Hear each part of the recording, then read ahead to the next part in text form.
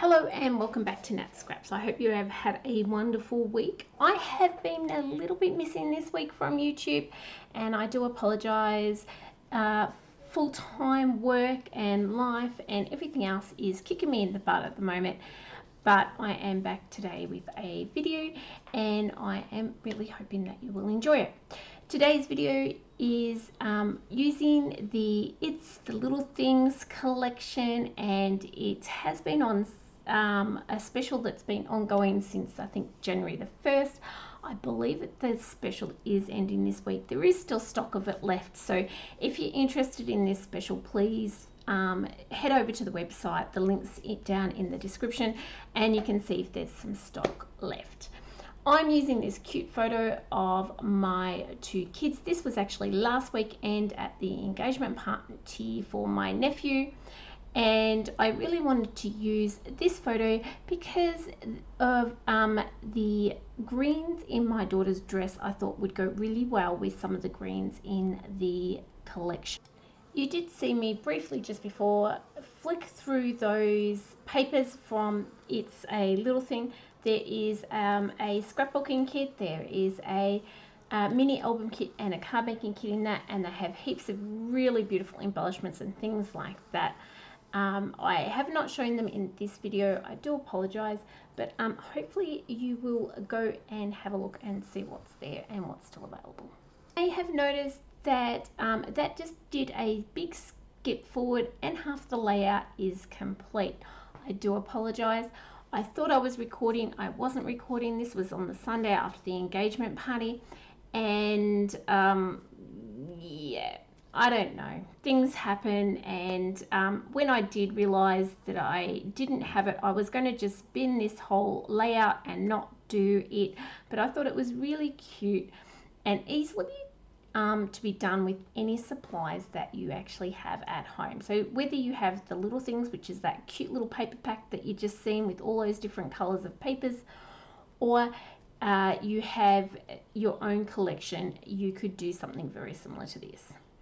So having said that, what I have done before I start speeding up the footage is I've used one of those 6x6 black and white pieces of paper, and I have put that one down with the photo. I needed a little bit of length, so I've added a little bit of that patented paper behind and then a strip of color just to give a little bit of a pop. Then I have stamped out the flower stamp, which is from the set, which I'll pop a picture up above of the stamp set. The flowers I have stamped onto the same lagoon dotted paper as what the I've put down underneath. On the opposite side of that lagoon paper was the green paper with some greeny leaves on it, and I have then taken the leaf from that stamp set and stamped out several of them and fussy cut them out. Now this stamp set does not have a matching die set, but these are very easy to cut out those couple of things that I have used, and then I'm going to reuse those stamps later on, as well as lots of the little sayings that are on the stamp set. So I hope you enjoy our little exploration and you will stick around and see what my end results are. We are going to do some hand making of some sort of outside paper, some paper that I use on the outside. Oh, before I forget, sorry, and when I put that all down, I did blend around with the Lagoon ink and avocado ink to get that green and blue haze. So I did a little bit of each, and that just gave me a foundation for that photo to sit on.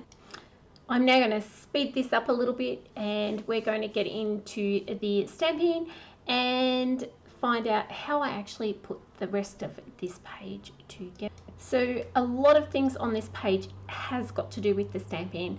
So I have put up that stamp set there in the top right hand corner, and you can see it's got a couple of flowers. It has a lot of cute little sayings, and I get to use them to create a little feature off to the right hand side of the photo. So you can see here I'm pulling out lots of little sentiments, and some of those sentiments include smart, awesome, amazing, so weird, and spectacular, I think it is. I'm going to put a few of those on the block, and you can see I'm kind of zigzagging them, putting them not exactly parallel or vertical to each other, and I'm testing how it looks here. I believe I'll probably go in and do a little adjustment. Nope, I'm happy with that one, and I'm going to stamp. So I'm going to add these stamps together in a cluster, and I want them to look like they're just random stamps, but I didn't want to get each individual stamp and stamp it like 8 times. So by putting them on the block here, it means that I can go in and just do them a little bit quicker. So I've popped them on. I've gone back in and used Full of Love, and then I'm just going to fill up a couple of little holes. So here I've just stamped Smart in a couple of little spots, and then I'm going to add another one there. I cannot see which one I just popped in there, but this gives that splattering of the words, and I tried to choose words that I thought suited my teenage kids. So yeah, that's what I did there. Then I've gone in, there's this little block of blue, and I've stamped that in just 3 locations. You might have already noticed that I have my 3 kind of clusters around the page, so I've got the flowers in those clusters, and I'm slowly building up things in them to create the embellishment clusters there. Using the avocado, so I've used a little bit of the Lagoon ink, going back in with the avocado, and I'm putting just some leaves in behind that have got like a couple of little dots and bits and pieces as well. So that's reinforcing that fact that I've got sort of that avocado green and the Lagoon blue green there. Now I'm just using, there's a round like daisy center, and I'm using that just in my fingers, and you part stamping it in areas and just adding a few extra little dots there. Once I've sort of got to this stage, I kind of think that I'm nearly done, and I'm thinking a bit about the border. The other thing I did around that black and white photo map that I've got there is I did a bit of hand stitching, and initially I was kind of like thinking, no, I'm going to go and do a hand stitched border around the outside, and I kind of ummed and ahed, and you guys are going to have to let me know, do you think that in the end the border I've created is a bit too busy, or do you think that it works okay? So I had in the back of my mind, I've only got 6x6 papers in this collection. I could go and get a paper from another collection and do something with it, but I really didn't want to mix the collections up. I wanted to use what I had here. And I decided that I'm going to create my own little border around the outside, or a page border. I started off thinking there's this little stripe that is in this stamp set, and I was thinking maybe I could stamp that around the outside. But in the end, I'm going to use some washi tape and that flower stamp, and I'm going to do a little bit of scattered random stamping to create that page base sort of look that I've got a piece of patented paper behind. So when you're random stamping, it's important to kind of make sure you're sort of off the page a lot of the time. So you can see here that sometimes I put all of the flower on, sometimes I put a little bit of the flower on, and sometimes I put just the edge on. I'm then going in and I'm going to fill it in with the leaf stamp in between. But it is important to kind of get that sort of the stamps in different sections. Now, I've heard people say you should go in 3s and in triangles, but on this border section, there's nowhere near enough space to do that. It is really just getting little bits of the image along that edge.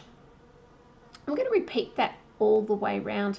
Now, I do have that little embellishment cluster that is up the top and hanging off the top right hand corner. And when I get to that, I'm going to kind of work around that and leave that free, ready for that embellishment cluster. So you can see where I've got those little dotted lines. I'm just going to kind of move my way up and around that. The masking tape here works fantastic. As you'll see, I take that off and put it back on roughly, 8 times, I guess, because by the time I rip it up, put it down, rip it up, put it down. And it was still quite sticky at the end, so it worked really, really well.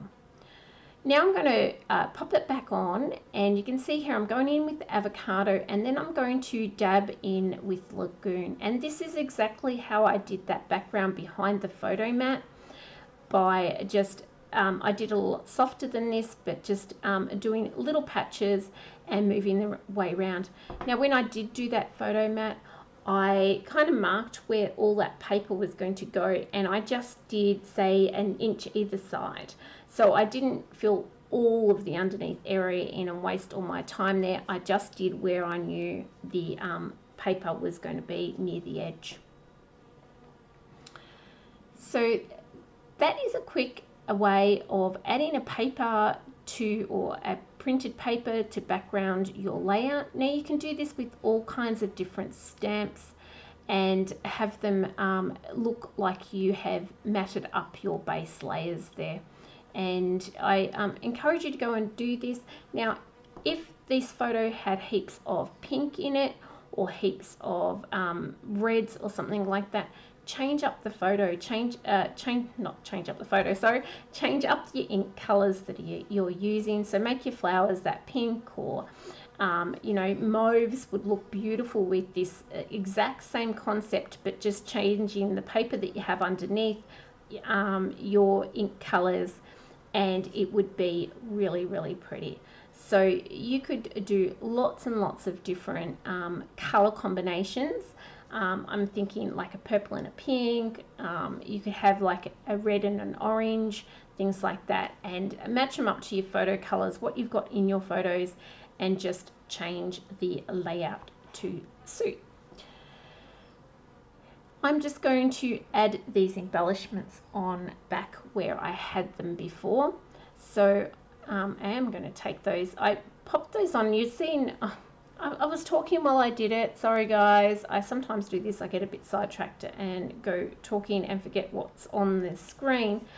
But I did add some gold splatters. Now you can't see them really well in this photo, but those pants my daughter has on has these gold and silver splashes in there, and I really just wanted to bring in a touch of gold to mirror the fact that these pants were a little bit outlandish, and they had that gold in them as well. So again, it's picking up on the color theme that I had there in the photo and using it in the layout. Whereabouts are we now? So we're going to be very close to having the embellishments on here, and this has been rather quick, guys. It came together once I sat down and finished it really quite easily, and I do love the colors that I used in this one. Here I'm just adding, these were from the sticker sheet that you can get as an add-on with this collection, or you can buy them. I bought the scrapbooking kit, so they were in there, and they have lots of little tags and sentiments and things like that in the stamp set. I'm very close to finished here. It is just those embellishments. I had some acrylics left over from the album retreat that I just finished, which was the travel album retreat.